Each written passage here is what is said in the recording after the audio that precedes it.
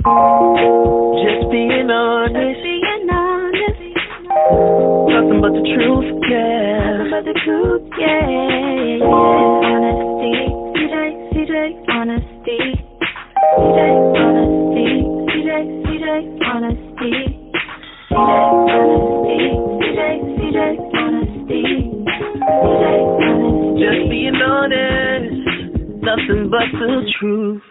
Here on CJ Honesty, we will not tolerate the following: disrespect of religious beliefs, sexual orientation, sexism, racism, and colorism. All the isms, alright? Thank you. Welcome to another episode of CJ Honesty.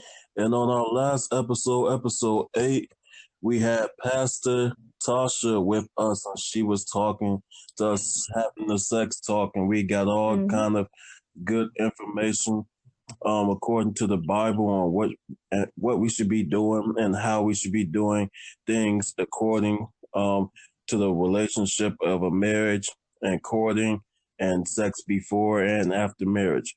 And this episode, on episode 9, we're going to be talking about the ins and outs of a marriage. And this time we have Tasha Haslon again, but she is not alone. She brought somebody special with her this Yes. Yes. Pastor John Haslon. And I'm gonna, if they want to, just let them go ahead and tell everybody, if they want to, how long they've been married, and the ins and out of if they want to talk about maybe how they met. Okay.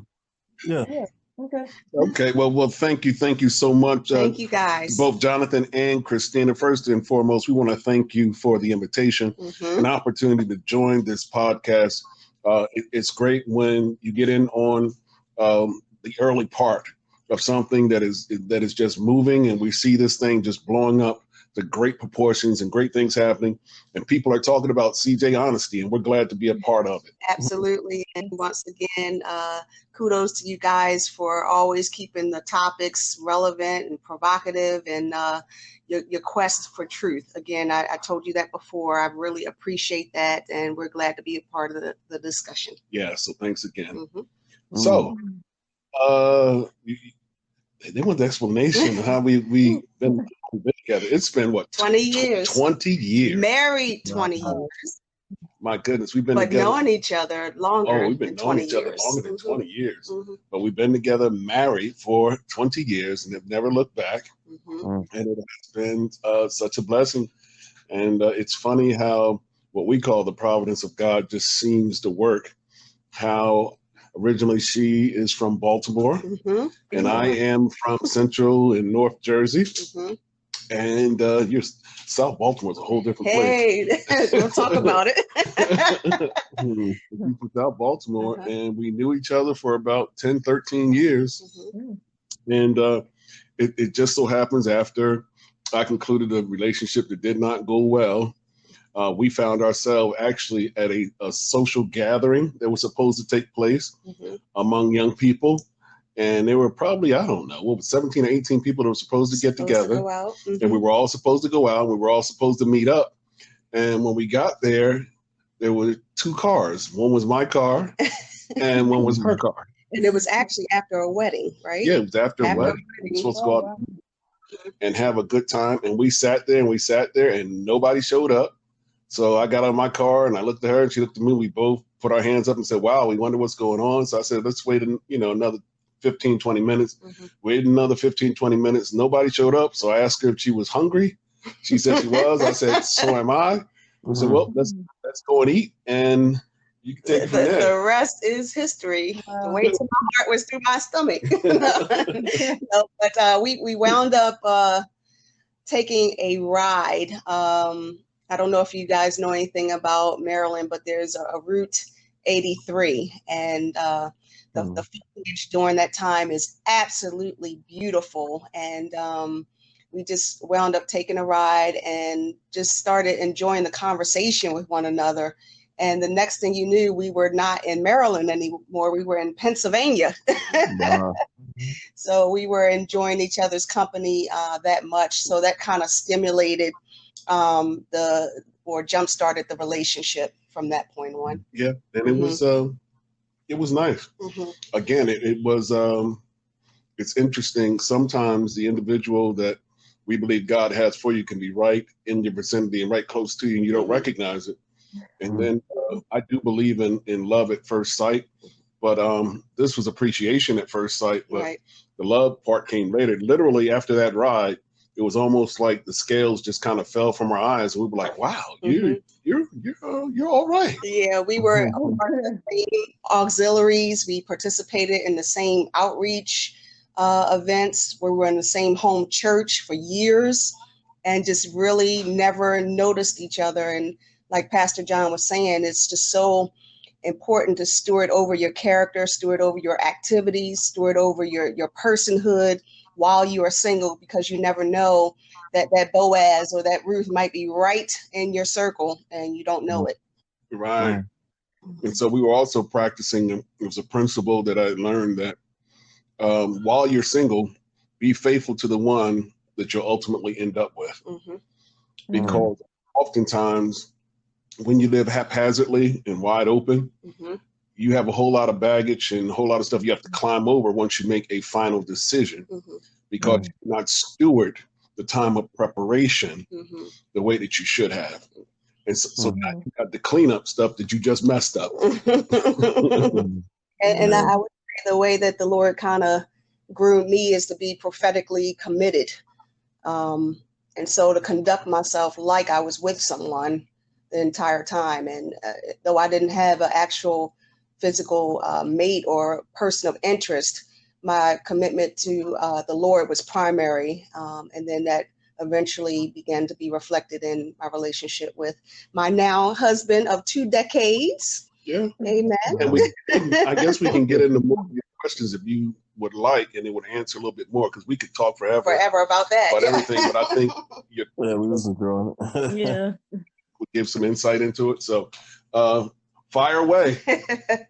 All right. So here's the first question. So why were people like Abraham, David, Solomon, and other people other men in the Bible allowed to have multiple wives, but today you're only allowed with one person? Oh, y'all just gonna dive right in, huh? I love it.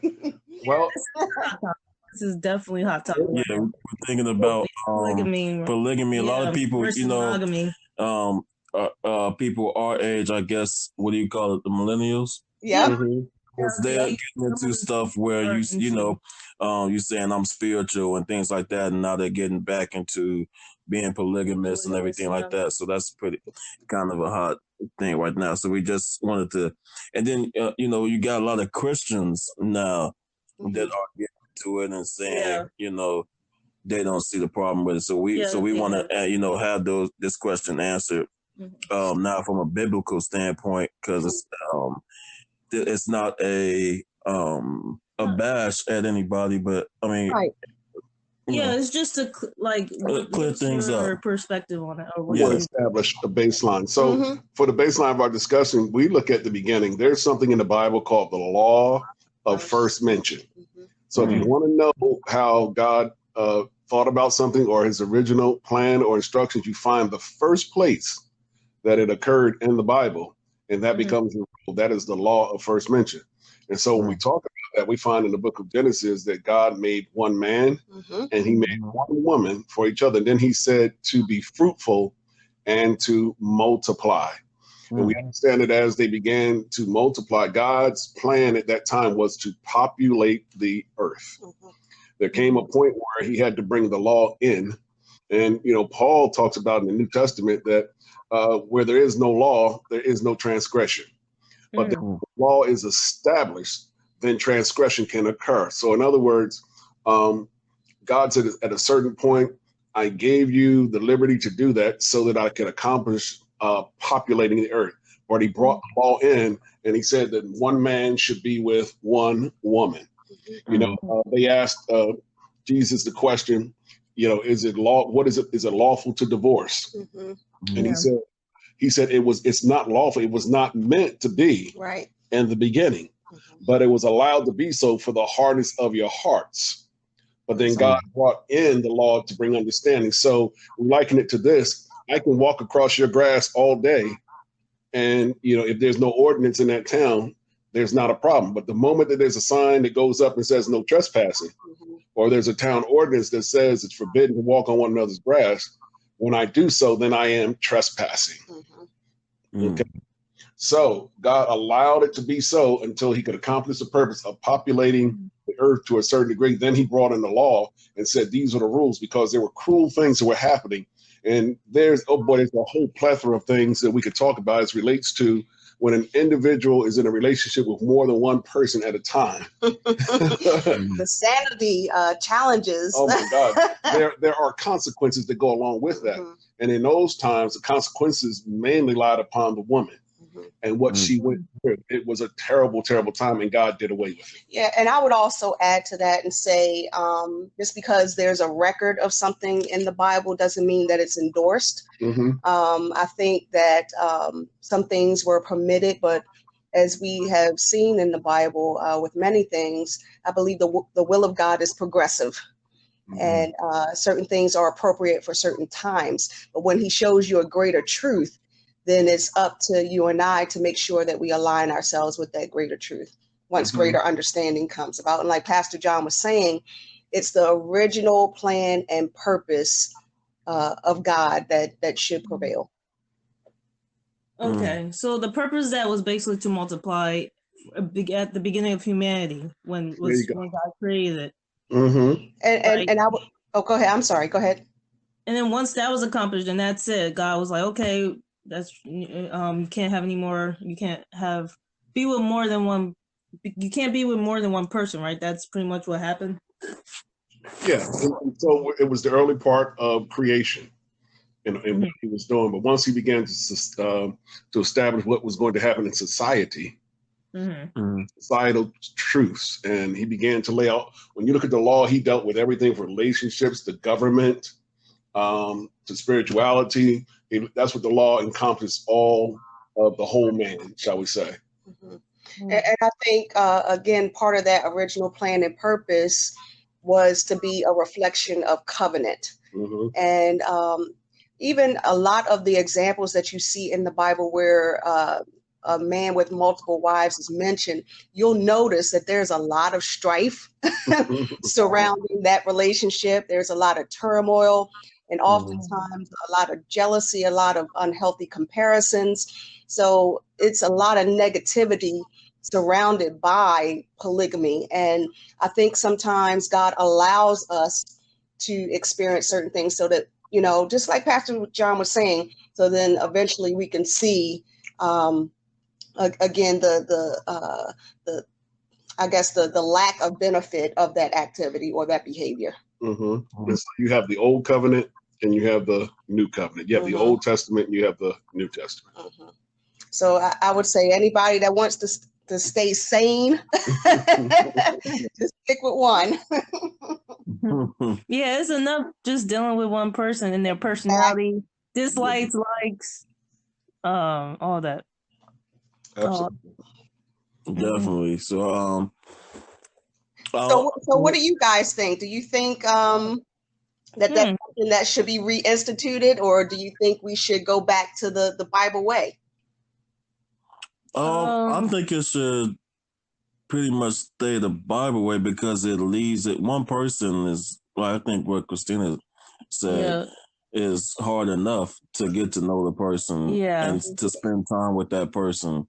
I've actually spoken with people who are in the actual relationship like that, and it's like they say that one positive thing about that is that you can put, when you're with other people, more than one person, you can put more than one income together, so it's more like a financial thing to it. Like it's a positive, financial gain. I couldn't really see any other gain other than like if you're, because I say you're a doctor, right? A doctor, a lawyer, they in a relationship, and a teacher. If they all put their incomes together, they all live together, then it'd be that's a lot. That's a lot of money. That's what I'm saying. Yeah. And that sounds like an investment club. Yeah, you don't have to. Not married. Right. It sounds like a pyramid scheme to me.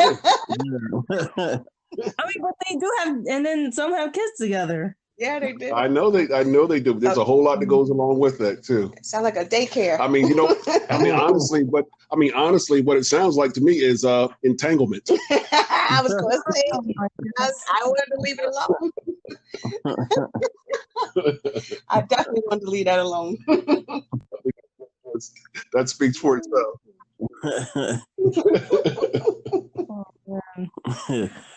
So you got different people with different opinions about how long you should date before you get married. So I know I personally know people that have stayed together for 6 years, and I know somebody personally in my family who stayed together. I believe it was they knew each other for 4 months, and then they got married, and then they were married for over 30 years. I actually sung at his funeral. So I'm thinking, like, how long should you date before you get married? And do you think people need time to build a strong bond, or is it can it be an instant connection? Okay, so I'll take that one initially. So I think that there needs to be a period of time, and we teach as a rule of thumb that you want to be with a person at least 1 year. And why is that? Because you want to see them through 4 different seasons. You want to see them as things change. Let me tell you something. It's incredible. When you've been with somebody for a period of time, you recognize people are different in the summer. People are different in the winter. Folks are different during holiday times. Folks are different during periods of time. I don't know what this is all about, but a lot of times individuals suffer loss of loved ones during a season of time. I don't know what it seems like. A lot of folks have loved ones who pass away during a certain month. And, a lot of times those folks can get emotionally, affected by that. And they get sad during that time. Some people just naturally get sad during Christmas. Some people get sad during New Year. And science tells us that for whatever reason, a lot of the suicides occur during like December and January. I don't know what that's all about. That's true. So what we call that is we say you should be with them for a slice of life. And so that would entail, again, as Pastor John was saying, making sure that you winter, spring, summer, and fall with someone in order to see them at every stage. And again, that just depends on how long it takes for those situations to occur in the relationship. Sometimes people kind of transition through those things pretty quickly, and you get to see all those phases pretty early on. And sometimes it takes a couple of years, depending on the nature of the relationship. But I would say it's imperative to make sure you not only see all the things that the person is or the things that they have to offer, but you also get to see the things that they're not, and see the places where they're broken, and say, am I compatible to help, bring healing to that person's brokenness, not just appreciate what they have to offer. Yeah, I think I would that question by saying this too. It's kind of like an analogy of allowing the glue to dry. Nowadays, a lot of folks just want to use super glue. And the problem with using super glue is you may not have it in the right position before it dries already. And then you end up stuck. Right. Whereby if it's a glue that you have to put in place and it needs to be anchored in place for a while and allow it to slow dry, then it'll get that bonding. There's a bonding process that takes place, and you can make sure that it's centered right where it needs to be. Yeah, and I would say also to that, it just depends on the nature of the relationship. How much time have you spent around that individual? Is there prior history? All those things factor in to how fast that relationship, as Pastor John is describing, how long it takes for it to cure or to set up. I would just be mindful of that. That could be very, and it could take, a long time. For us, it was a matter of about 6 months, right? 6 months to a year. Before we knew. It was a year. Yeah. I would say we knew before then. We knew after 6 months, and then we waited like another 6 or 7 months after that. Right. Because again, another factor in the scenario is, are there children involved, or, you know, it's a lot of different complexities. Yeah. Yeah, I agree. It depends on the situation. Yeah. So that slice of life is important. Yep. The seasons. All the seasons and stuff. Yeah. So how, once you build a strong bond with someone, how do you keep and grow the bond? Well, let me say this, and I'm going to pitch it to Pastor Tasha. We had some stuff that we had taught on that I think is really germane to this conversation. But I think that you have to initially establish a foundational agreement around the do's and don'ts, the laws of love, shall we say, parameters within the relationship. I mean, we know simple things like trust, honor, and communication, but the two have to sit down. And the scripture tells us this: how can two walk together except they be in agreement? You have to have a foundation. From a Christian perspective, everything starts with God, everything ends with God. When you have an individual, when you have God that's greater than both of you, then when you have the moments when both of you are acting ignorant, you have someone else's logic that's greater than yours to go to. You follow what I'm saying? And it's okay. It's not what I say. It's not what you say. What's the right thing that's said? What should we be doing? What did we establish as the truth concerning this? And then you can always go back to that. And then there's some languages and some other things that we also abide by as well. Yeah, and this may be something that you want to talk about a little bit later in the podcast. But one thing that we talked about offline is the importance of understanding your person's, or your partner's rather, love language. And that is not how you want to express love to them, but it's how they interpret love. So making sure you give them what they are going to receive as love rather than what you think they should have. Right. So that's important to establish a bond. There's a gentleman, his name escapes me right now, but he really did a fabulous teaching on the subject matter. Was it Chapman? Or? I think it's Gary Chapman, I want to say.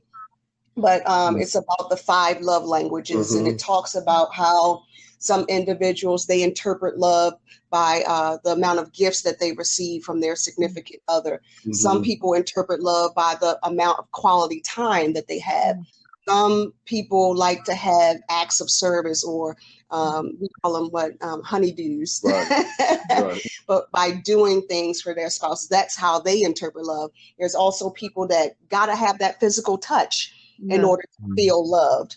And then there's those individuals, as long as you're telling them or speaking the right things to them, as long as you are affirming them, then that's how they interpret love. So those are some of the things that help create a bond. And I also think it's important to understand, as you continue on with the process and building a bond, you have to be able, and this is miraculous,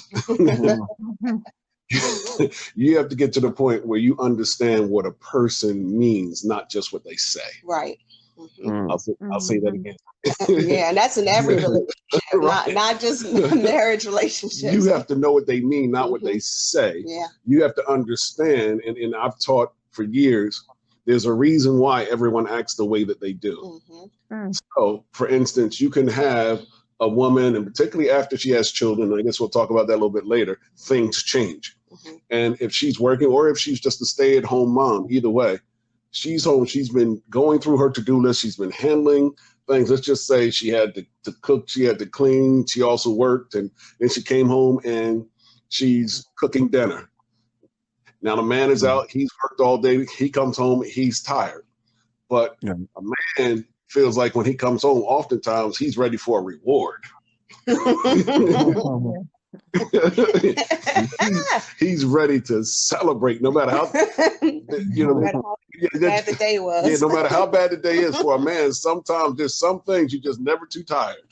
And the woman is there, and she's going through, her hair is not in place. These kids have been hollering back and forth at her all day long, and The man can't understand why she has an attitude. You know, and then so he says some things to her, he tries to be nice, but she's just not in the mood. Next thing you know, she's arguing because she's saying the trash needs to be taken out. The man looks in the trash can, there's hardly nothing in the can, and he's trying to figure out, what is she fussing about? What's going on? You must understand, you're not seeing me, she's saying, and what I'm going through and what's going on with me. So since I can't tell you about me and you can't see me, I'm going to tell you about this trash. And so you must understand with one another, and that's just, you know, a simple illustration. You must look at one another, understand, why am I getting that response? Why are they saying what they're saying? Why are they acting the way that they're acting? And again, there's a number of ways through, again, the different love languages that Pastor Tasha talked about that you can get that information. So what should or shouldn't you compromise when it comes to marriage? What should or shouldn't you compromise? And if you should, if it's okay to compromise, how do you compromise? Well, again, when you talk about compromising, compromise can be good on anything within the established foundational rules of the relationship. Okay? So again, you can compromise on things that you did not specifically talk about, but they're within certain boundaries. Okay, so again, you agreed upon, you know, coming together, making a life together, having a family together, so on and so forth, but you never had the discussion that you wanted to enter into polygamy. You see, that's something outside of what you agreed to. And it's important, again, to establish up front in a relationship the rules of engagement. Yeah, and I would say too, like Pastor John was saying, it's important to establish what those non-negotiables are in the beginning. Some things are just, you can't map out everything at the beginning of a relationship, but there should be some key components that you are not willing to compromise on. For instance, like my self-esteem or my value, or, you know, my relationship with God, or you know, certain moral things you should be able to set a standard for, and they're just non-negotiable. Right. I definitely agree with that. Definitely. So do others, like family, friends, opinions matter when it comes to a relationship? And if so, how much? I'm going to say in a limited capacity. Yep. I'd say so.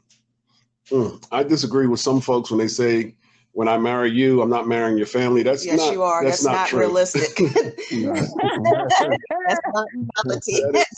It sounds good, but it's not reality. That's not true. I mean, Christine, I know your parents. Anybody that marries you, you're marrying your family. Same thing, you know, Jonathan, you know, you marry him, you're marrying his family. There's going to be interaction, but I would say the influence has got to be in a limited capacity. Right. That never override the covenant agreement that you have with one another. Right. Okay. Its voice should never be stronger than the agreement that the two of you have come to. Yeah, and I would add to that and just say how the Bible talks about how a man leaves his mother and father's house, and the two shall become one. And so that leaving behind leaves behind the influence, leaves behind the provision and everything else associated with that that primary relationship, not leaving behind necessarily the principles, but giving that man the autonomy to govern his own life and his own affairs. And I would also say too, you know, to some degree, for instance, with Pastor John and I, we had a situation, we had children that were already in the picture. Jonathan and his beautiful sister Jossie, they were already in the picture. So in terms of their opinions mattered to me, you know, because I understood that there was a pre-existing love relationship that they had with their father. So even though they were young, even though they were minor, I still held them in high esteem because, again, my interest was to, again, love all of them, not just my husband. So in that instance, I would say family, matters. Yeah. But you can agree that you shouldn't allow your family to dictate your life. No way. That's no right. way. Amen. There's no such thing as in a marriage, a successful marriage with a mama's boy or a daddy's girl that tells you exactly what to do. They should be there for counsel. Right. But ultimately, the choice and decisions have to be between the two that are in a covenant relationship together. And mama's got to be willing to cut that cord. Yep, mama and daddy. So basically, you should be able to get along with the other person's family member, because obviously, if that person is close to their family, you're probably going to be spending Christmas with them or Thanksgiving. Or Now, you might just that's ideal. It's ideal, but it might not necessarily pan out to be that way. Yeah, I mean, you can have individuals that have loved ones and family members that go beyond dysfunction. Yeah. That's bearing on the validity of your relationship and where you should go. Again, you have to manage that accordingly.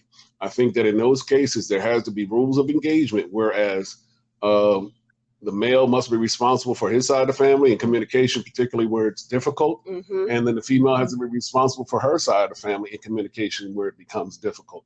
And I think you have to try to avoid a direct confrontation between the opposite side of the family, if you will. So there are different ways that you have to govern and manage that. Yeah, there's ways to navigate that space. That's probably another podcast. That's a podcast all by itself. Yep. Yeah. I was just thinking that too.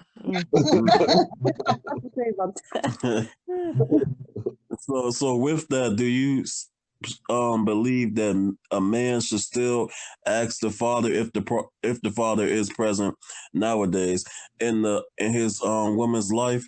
You think he should go to the father and say, "Hey, I'm looking to marry your daughter"? You think that's something still? I think that is so classy. I think that is definitely something that should be in place. It's a gesture of respect. It's a gesture of valuing that lady's primary relationship and her primary example of manhood. I think it's honorable. One thing that really impressed me about Pastor John is that although my father was not in the picture, he went to the next best example of authority in terms of male authority in my life and asked if he could marry me. And I just said, you know what, I think I'm gonna keep him.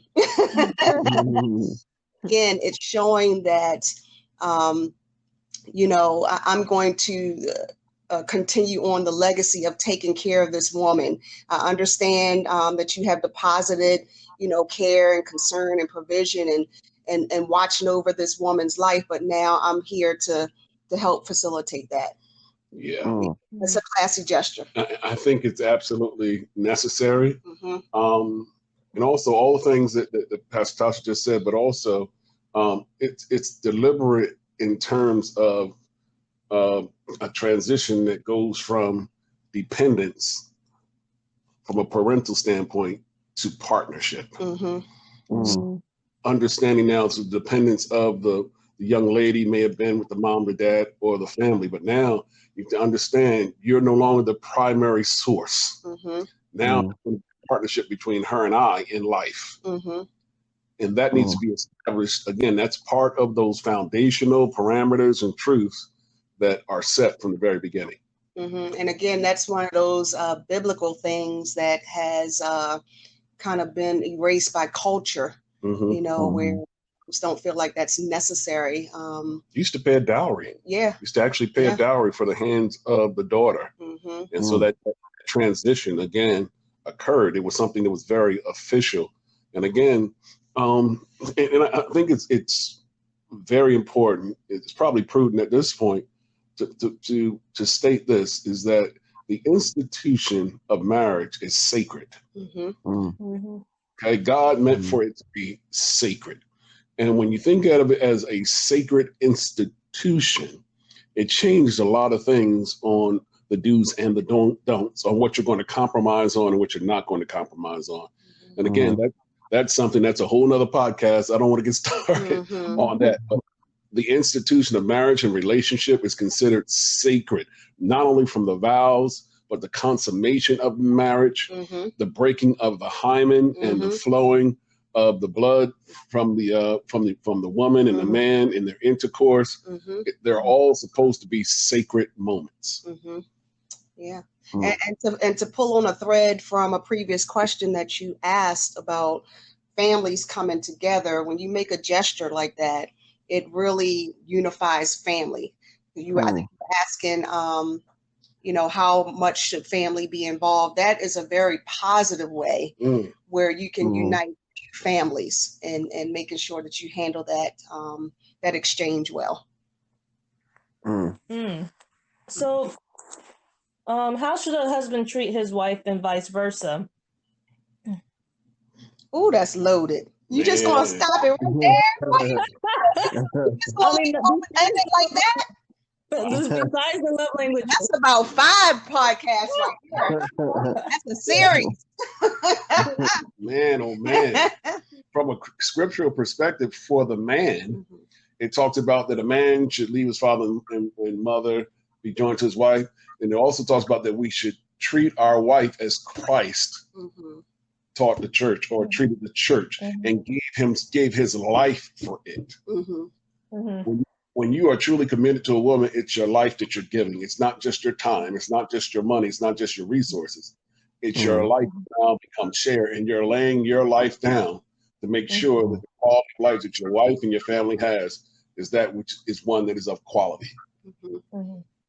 And I would say from a wife's perspective, her influence in the relationship, in the marriage, is so critical, that she manages that influence well, because although she's not in authority, she's not the head of the relationship, she's not the head of the marriage, she's an integral part in steering and influencing the decisions that are made. And there are women in the Bible that did that well, and some women that use their influence to destruction. So I think it's key that a woman understands that in a marriage relationship, her behavior, her conduct, her character can sanctify the behavior of the husband. Yeah. So that question is loaded, honey. It's really loaded, because a true man will plow up the ground so that the wife can grow. He does not cause her to have to dummy down, but at the same time, she understands a level of respect and honor. He honors her with her blossoming, with everything that's within her hopes, her dreams, her abilities. And he makes sure that she shines bright, because a real man understands that the more his woman shines for who she is the more that he shines. Yeah. Wow. So let's add children into the mix a little bit. Yeah, the children. Yeah. Oh my. Children. Oh, Lord. Go ahead. What's the question? Help us, Jesus. Do you believe that children add, or do you think that they more so take away from those romantic times that you could be having in a marriage? There's no question. They're blockers. There's no question. They are blockers. They are agents. They are agents of darkness. They're romantic assassins. Yeah. That's a good one. Oh man. Definitely. But to the marriage itself, they are a blessing and a joy. But when it comes down for the romance, you gotta fight. Fight to live and love. Yes, you do. You have to be very intentional. Definitely. About making space for intimacy and love. Put them children out. Send them for quality time. Send them children to the babysitter. That's right. You gotta be intentional. Where's their auntie? Yes. It's a challenge. I think even Well, today it's probably harder because in today's world, you don't really trust the babysitter like that. You know, everybody. You don't have babysitter. Like sometimes you stuck with no babysitter. How do you balance that? What do you do? This is why your circle of friends have to be so important. This is where family comes into play. Your family comes, but if you don't have family, if you can have friends, and also too, that's where it's important with the church. Again, the church is supposed to be more than a place you can come in and shout hallelujah. That's right. On Sundays. There should be some programs that the people put together, the moms can put together, where they allow one another to have a break. When we were growing up, it was nothing for my mother to leave us under the supervision of a neighbor or a friend, or we would go over to their house and she would drop us off while she just had some me time. And see, that's very, very important to find a circle of friends. This is how you know if you have the right circle of friends, because it's edifying. It's a time where you're adding to a person's life and they're adding to your life. If you have individuals that in your life and all they do is take, then there needs to be a reevaluation there. Yeah, so that's critical for me time and we time, definitely. All right, this is gonna be okay. I'm gonna see if y'all ready for this one. Come on with it. You ready for this? Okay. Hot sauce on it, yeah. Okay, so this is part of romantic time. It can be. I think thinking first before she even asks us, I think you should. So if somebody is not, let's say, you have somebody who is a preacher, a singer, they go play in the band, they're a model person, or they do something that requires them to leave the state or the city for a week, 2 weeks at a time. No, Christina, go ahead next. This question. Well, yeah, but this is in general too. Okay? In general, yeah. In general, right? Is masturbation considered a sin, whether single or married? Oh, there's that hot sauce right there. Okay. So biblically, yes. Biblically, yes. Really? Biblically, yes. Okay. Again, men were given male organs for the purpose of intercourse, and so were females. And so you have to look at what was the original plan and purpose for a male and a female. Yeah, and so if I could pull a thread from a previous podcast that we had where we talked about the original definition of sin. You said it meant it was hamartia, to miss the mark. Okay, and so if the original plan and purpose of sexual intercourse, bearing in mind that the first sexual thought came from God, its original plan and purpose was for it to be between a man and a woman, and you introduce masturbation, which is basically a sexual act just with yourself. Then again, that's missing the mark. So what Pastor John was saying from a biblical perspective, yes, masturbation is a sin. So let's go to missing the mark. So it's missing the mark, irregardless of the scenario, or what did you say, Jonathan? Somebody's been away for a week. Somebody's been away for a while or something. So let's say this. You have to look at the origin of the act. Okay. How did you find out about masturbation? Right. How did you start masturbating? In most cases, particularly in the world we're living in today, it's tied to pornography. It's tied to magazine. It's tied to what someone sees in a movie. It's tied to something that someone read. But in most cases, that's where it comes from. And it is a way of self-gratification. It's actually a very selfish act to fulfill a desire that the flesh longs for.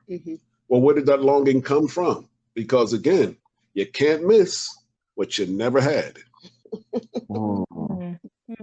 Okay. You can't miss it. I kind of want to challenge this. That's fine. Let's do that. let's say when you said, "Oh, it's from what you see." Well, how about what if you? How can I put this? Have urges. Yeah, urges, or like when you're a little younger, like you're Exploration. Down there. You get what I'm saying? It could be like, and then it feels good. Like it may not. So you're experimenting. Yeah. And you're exploring. There's a difference. Listen, there's a difference between, and let me qualify this. There's a difference between youthful exploration and discovery, and beginning a regimen of masturbation. You follow what I'm saying? Yeah. It becomes a practice. It becomes a part of your lifestyle. Okay. You follow? So is it a sin? I mean, let me say this to you. Is it a sin to look at a member of the opposite sex and say, "Woo, they look good"? Is that lust or appreciation? So you can look and say, "Wow, they are really attractive. They're really built or whatever," and leave it there. It's when you say, "Woo, they look good. I want to sleep with them." Okay, yeah. You follow? This is one person, and maybe we can help some of the listeners that are out there. I was taught early on, if you look at somebody and you really like it, you've sinned and you're on your way to hell. That is so wrong. That's not what it is. I am a human being, and things appeal to me. So I look, I can see, and I can appreciate, and I could even go woo wee. But it's not. I know he said you sin when you commit it in your heart already. When the thought goes in your mind and you see yourself engaged with that person in an act, and you see the act already going through in your mind or in your heart, then you've committed sin in your heart at that point. But to look and say, "Ooh, they fine. Oh man, good looking." I mean, what's wrong with that? I appreciate it. Some people don't like that though. Some people are jealous types. They don't. Yeah, but the truth of the matter is, if a person looks good, they look good. And you should be mature enough to be able to admit that and appreciate it. And you hit right on it, Christina. It's a matter of maturity. If you're secure. Yep, it's a matter of security. And maturity and security. I guess people, I think another thing with Christian people, they think that once I get married, other people are going to stop looking good. No, that's not reality. Let me tell you something. After you become a pastor, that does not happen. Well, let me ask you a question. Let me ask the listeners a question. And when you say, well, is it wrong or right? Well, we say that, again, an act of lust, would you agree that an act of lust carried out is a sin? Would you both agree with that? Oh, if you actually start thinking of sleeping with someone else, that's right. Well, yeah, that is because you're to masturbate and to bring yourself to, and again, we're talking adult here now, but to bring yourself to a climax or whatever, can a person masturbate without lusting? No, you have to think about something. Yeah, that's very good, Christina. Be careful how you guys answer this.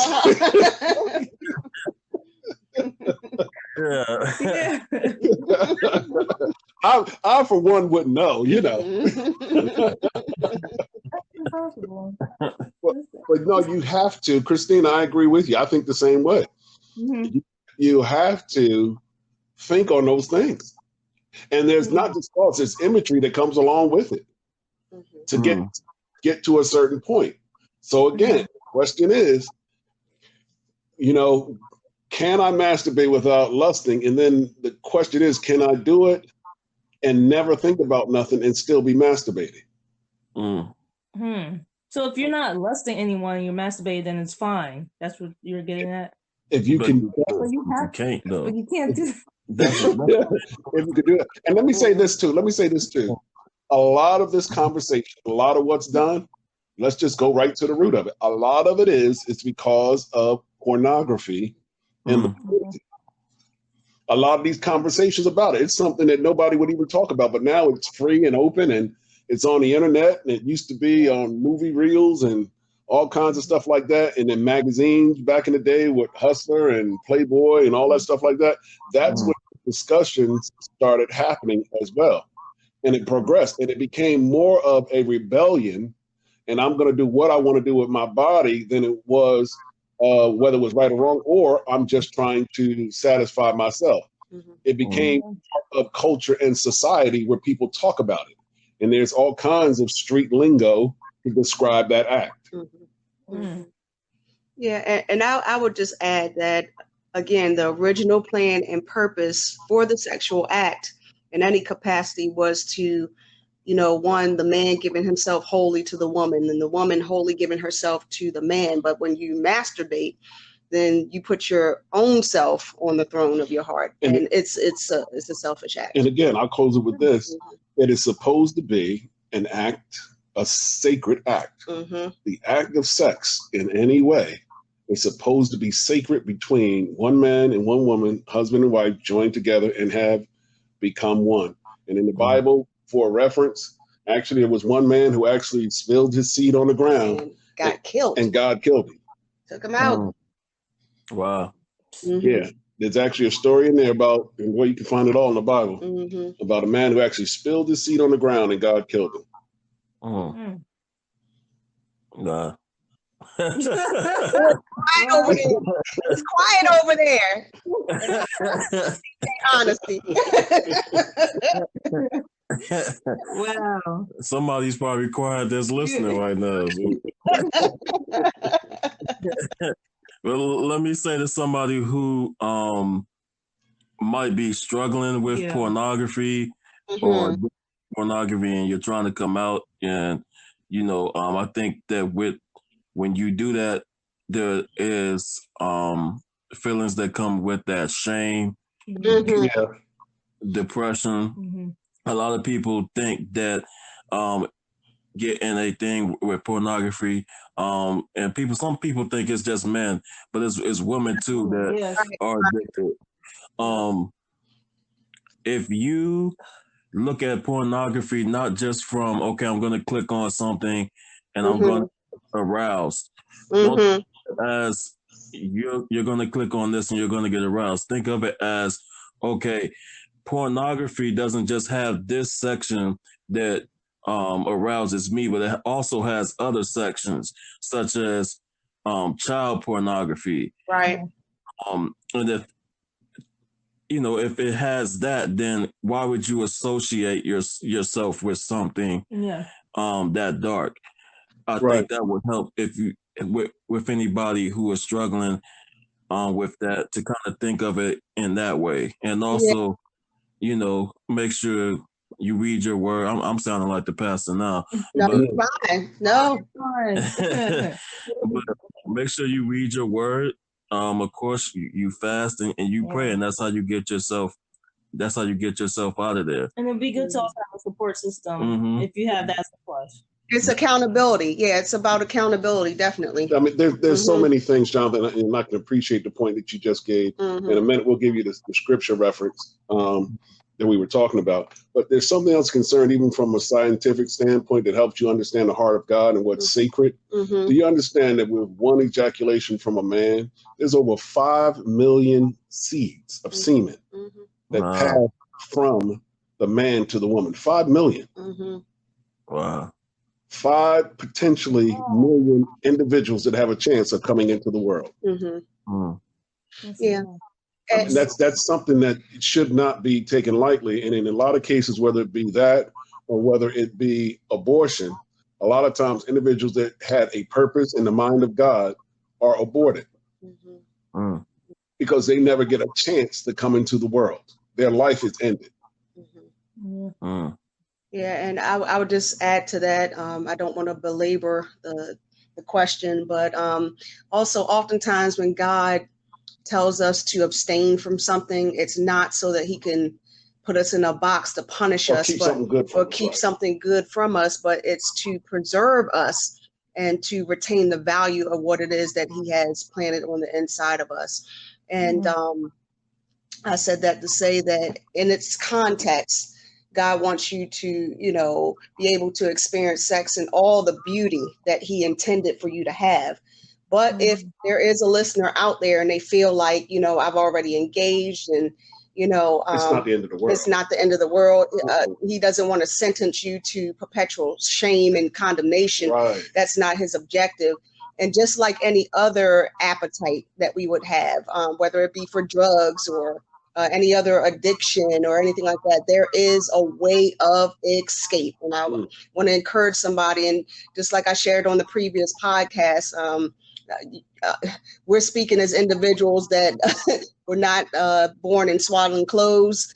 We definitely were not virgins when we got married, in any stretch of the imagination, and engaged in all those things that we were talking about.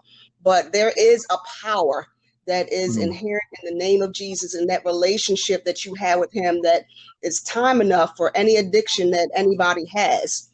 And we will say this too. I want to qualify this again. Although we had past lives where we weren't living as in the Christian character, right? As relates to us, we did not cross that line. I want to be clear about that. Right, exactly. So when you say that we had a past life, no, not with one another. Thank you for that. Okay. No. Okay. I want to be clear. Pastor and went, woo! They went in. No. No, we actually, after having lived a life by the grace of God, only, that involved, unfortunately, promiscuity, that involved things like pornography, that involved all of those other things. God will honor you when you consecrate yourself and give a time of purity. You are sowing seeds into the relationship what he's about to bring you into by consecrating yourself, by giving yourself to purity and sacrificing, because we understand once the horse is out of the stable, it wants to run. But understand God can help you with that as well. You give yourself to him and get absorbed in him. And then trust me, he'll take care of all of that. Yeah, and I would also add to that too. I would see any kind of act, whether it be watching porn or masturbation or any other thing. What is the root of it? You know, what is oftentimes those behaviors are secondary. I think it's important to get alone with God and say, okay, why am I doing this? God, help me to navigate the space and bring resolution as to why is that void there, the point where I feel it necessary to masturbate or fornicate or watch porn or whatever the act is, do drugs, whatever it is.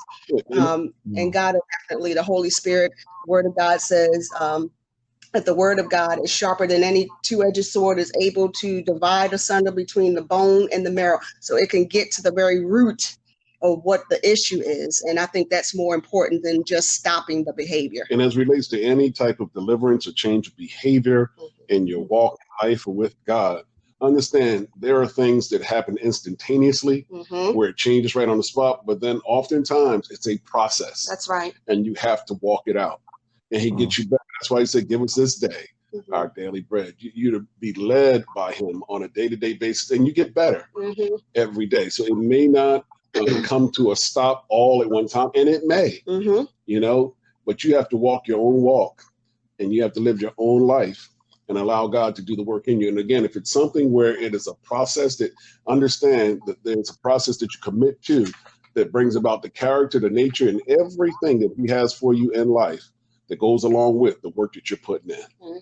So it works that way. And again, the biblical example of the man who spilled seed on the ground was Genesis, the book of Genesis, the first book, chapter 38, verses 8 through 10. And the man's name was Onan.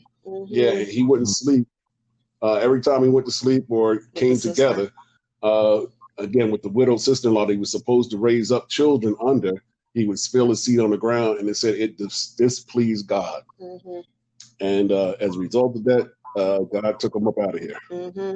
So don't waste it. Just hold on to it. God wants you to hold on to it until you get married.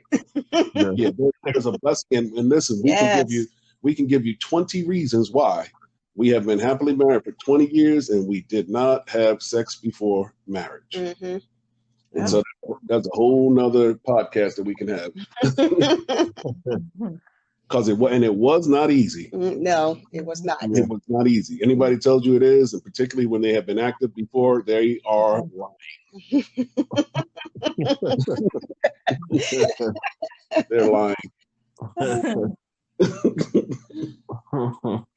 So, I know that from counseling people that pornography can make you unhappy when you can think that it does make you happy. And that really comes with inner happiness. I work with people and trying to get themselves happy from within. But apart from being happy from within, let's say you're already happy in a marriage, how do you keep each other happy? How do you keep one another happy? Yeah. So I know that you should already be happy with yourself. But apart from that, how do you help each other be happy? So Pastor Tasha talked about the 5 love languages, and I'll let her elaborate on that a little bit more again. But one of the things it's something that you've heard before, and it's not new. It's intimacy. Yeah. Okay. Again, when you start talking about the physical aspects of relationship, folks are real quick to talk about sex. But I want to tell you something. Sex isn't good anymore if the only thing that you were it was based upon is what you see. I mean, when you get together and you're younger and different things like that, you look one way and you're attracted in one way. But what happens when you start getting older? What happens when you start having children? What happens when you start gaining weight, male and female? Okay, it's not just what you see. So it's they use the acronym INTIMACY. When you say intimacy, INTIMACY, that is so real. You have to be into a person and appreciate the person for who they are and celebrate them for who they are. That's where the happiness comes in. We can laugh about our imperfections. We have a saying in this household, and we are all guilty of it. And Jonathan, you heard this before as well. We have a character flaw, and it's called, when we get hungry, we say we are hangry. we get hangry. Definitely. We're not as nice as we should be when we're hungry. And you have to learn how to appreciate that. And sometimes you have to learn how to make fun of it and laugh about it. So true. So you have to be able to see into the person and appreciate that, and still keep right on getting up, still keep right on going. Yeah. I would definitely say, first of all, that it's important for everybody to be responsible for their own happiness. I think you definitely need to take charge of that as an individual. I think somebody can't necessarily keep you happy. They can add to your happiness. With that being said, I would just say it goes back to those 5 love languages that we had talked about before. Becoming fluent in somebody's love language definitely adds to that happiness. Being able to, again, give them what it is that they interpret as love, as affirmation, as happiness, really makes the difference versus, okay, I'm going to send you some flowers. But what if flowers don't really float my boat? You know what I'm saying? It's your expression, but it's not necessarily how I interpret love. For instance, I'll give you a personal example. I am a Home Depot type girl. I've never been a chocolates and flowers type person. But if you gave me a Home Depot card, I'm in heaven. If you bought me a tool from Home Depot, I would love you forever. It depends on that person's perception of what they perceive as love. And I think that into another question. I think that you guys were, off the air. You presented to us about how to keep love, joy, and trust and fellowship in a marriage. I think those things all come together. There's a book that I read that really blessed me, and I'd recommend highly to folks, by Dr. A.R. Bernard, called The 4 Things That Every Woman Wants from a Man. But I think that also applies not only from the male's perspective or understanding what the woman wants, but the male as well. I think it can go both ways. And there's just 4 quick things. One is maturity. One is decisiveness, consistency, and strength. Maturity, decisiveness, consistency, and strength. And I quote, would say that maturity doesn't come with age. It begins with the acceptance of responsibility. And when a man is willing to accept responsibility for his words, thoughts, motives, actions, and attitudes, is when that man begins to mature and depart from the insecurities that keep him adolescent. Maturity is the foundation for the next things that have to come in into play, which is significant consistency and strength. And it's a whole book on it, and it's really, really good. And it helps, again, to promote that inner peace. It helps to promote the continuity that has to happen in a relationship and cultivate that love. And it's a winner. Mm-hmm. Mm. All right, so what is submission? How should it be done properly without the person feeling belittled?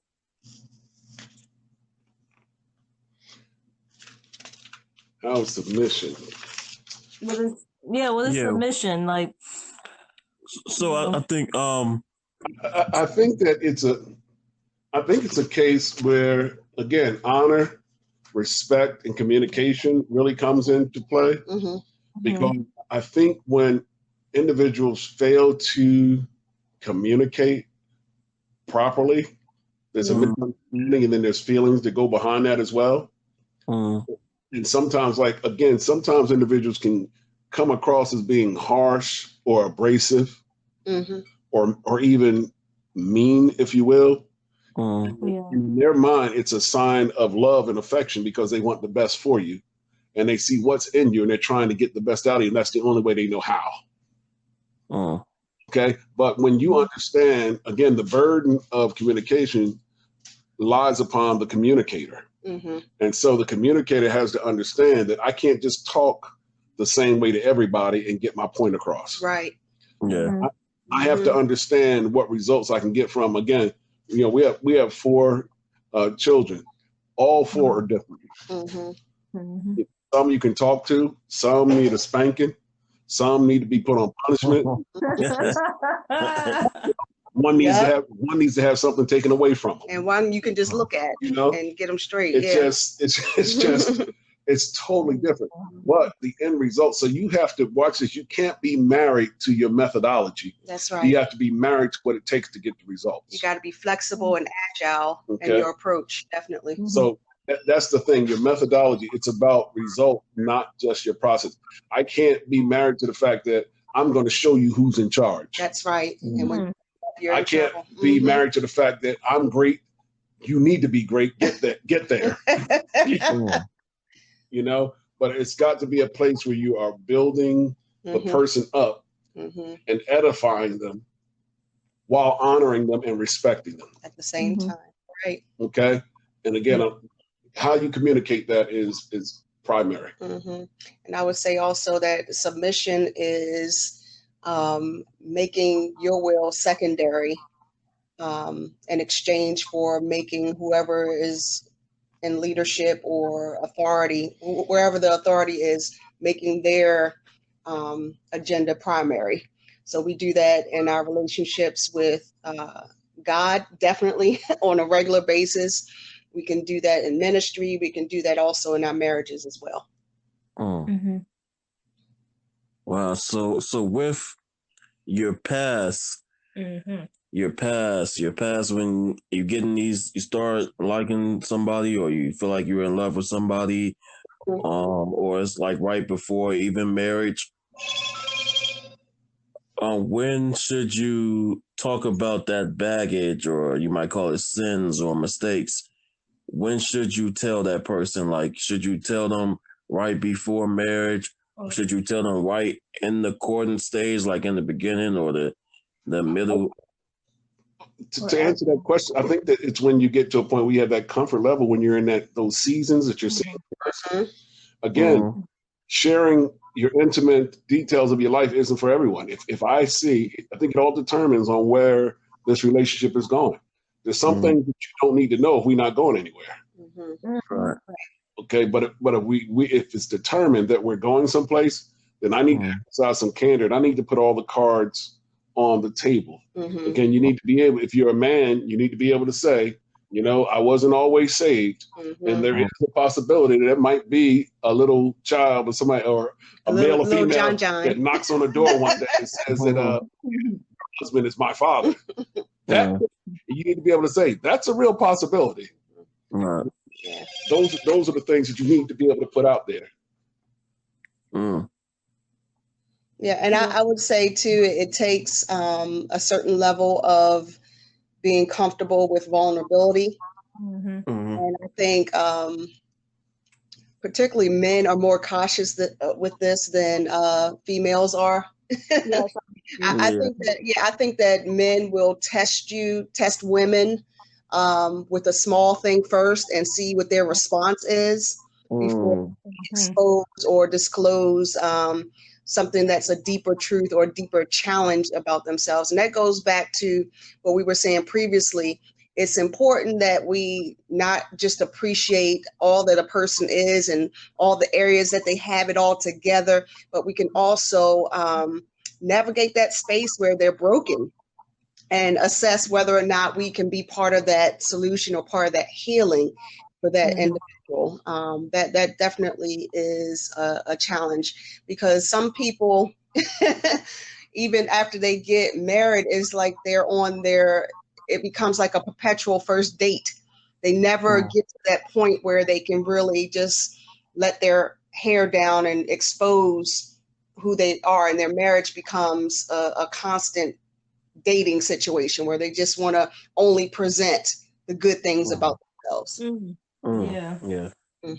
Definitely. Yeah. It's all about establishing that comfortability. Yeah. Definitely. That's important.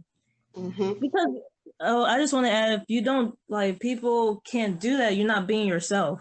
I feel like you're not, opening up as well, but you're not, like, able to be yourself with that person either. Right. I think if you can't do that, what's the point, So.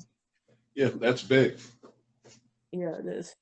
So you did mention before about love and joy and trust, but how do you keep those components in your marriage, like love, joy, trust, and fellowship? Well, again, I think I kind of alluded earlier about. Yeah, I think you mentioned. Yeah, the things I was saying about understanding what the other person needs. What the other person needs. Okay. There's a movie that was very popular a few years ago, and they're doing the reruns like crazy, called The Avatar. And in that movie, there was a character called Jake Sully. And, he got with this, whatever she was, I can't even think of her name. And she wasn't quite sold on him. She was sold on him. She wasn't. And then they hooked up and they became one. But then there was a disappointing moment where she said she never wanted to see him again because she couldn't understand what he was doing, because some things from the past came up that she wasn't aware of. Long story short, he came back a whole new person. He came back like a legendary warrior. And when he walked through the crowd of the people, he walked up to her and she said, which is a big phrase in the movie, "I see you. I see you." And she said, "I was afraid before, but I'm not afraid anymore." Okay? When you can get away from a person saying, "I was afraid before, but I'm not anymore," because now I can see into you who you are, you can build on that. And that's an appreciation, a love, and a concern for not just the bad, not just the good, but even the part that might not be so good or bad about you. And I can still take even on the worst of your days, I can still appreciate you. That's right. Yeah. Wow. So ultimately, I guess that might kind of go with what you just said. But do you think that's what love is? Accepting the good and the bad? I think love's an action word. Yes. Love is definitely an action word. And again, we go back to the definition of love. What is love? The Bible says that God is love. Okay. It says in him is no darkness, in him is no shadow of changing. And so if I'm looking for love, I've got to look for a natural person that has love or God in them. See, this is why it's important that when you enter into a covenant, And we talked about this on the beginning of the podcast. You have to include God in your relationship. Yeah. And the scripture says, greater is he that's in me than he that's in the world. There is his presence, his spirit that dwells in us, in our spirit, and comes together. And he gives us direction. He gives us guidance. And with that, he gives us what we call a healthy conviction. That when we're wrong, we have a greater authority that can convict us that we are wrong, because we can all be thick-headed and pig-headed. And that kind of a love, that kind of conviction will drive us even when we don't want to. It's a voice that can rise up in you and tell you to go forward even when you don't feel like going forward. It tells you to forgive when you don't want to forgive. It'll cause you to do and get up and go even when you don't want to get up and go. It's sacrificial. It's that agape love, the type of love that gives and recognizes you may not get anything back for it, but I'm going to give this anyway. And I would just add to that, love it's not one dimensional. It is definitely one of those things that is multifaceted, multidimensional. What we teach in our ministry is that there are 4 different types of love. There's a hub, which is a appetite-driven type love. There's phileo, which is that brotherly type love. There's eros, which is where we get our English word erotic from, and that's that sensual type love. But then there's the love that Pastor John is talking about, and that's the agape love, and that's that unconditional sacrificial, given till it hurts type love that definitely paramount and necessary in a marriage relationship. And I try to advocate for those that are, entering into a relationship or thinking about dating or newly married. It's one thing to fall in love, but just know that you have to get up and walk it out. And that's where the agape love is. And that agape love is illustrated in one of the most famous scriptures in the Bible, John 3:16. For God so loved the world that he gave his only begotten son, that whosoever shall believe with him shall not perish but have everlasting life. Yeah. Wow. That's pretty much it. Yes. Unless that was our conclusion. That is our conclusion.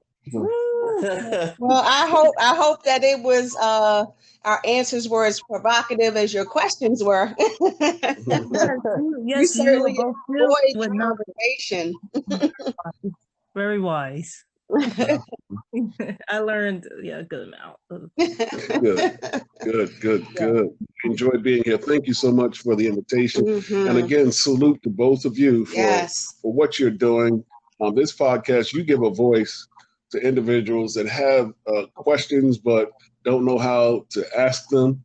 I think that you do it with a loving way, compassionate way, and yet professional way, which I think is very, very effective. So we just salute you and celebrate both of you for what you're doing. CJ Honesty, we just think that you are going to do a whole lot of good things for people in this world. We just say God bless you. Yeah, we pray that the Lord takes you far and wide. Wow. Yes. Thank you. Thank you.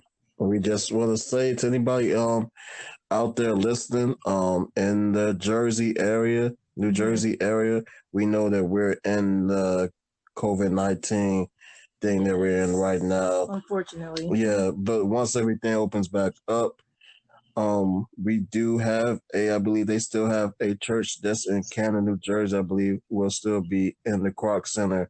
And if you want to look up any information, it's called Power for Life Church.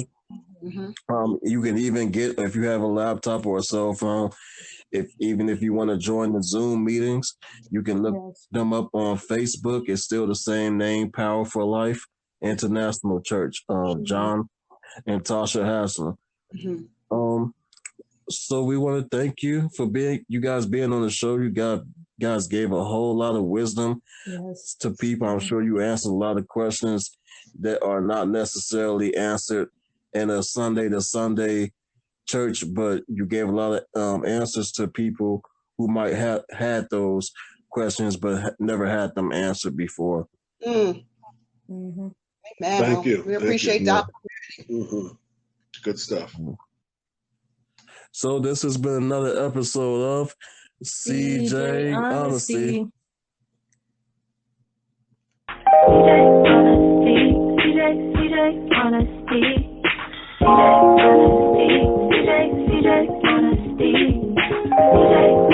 Just being honest, nothing but the truth.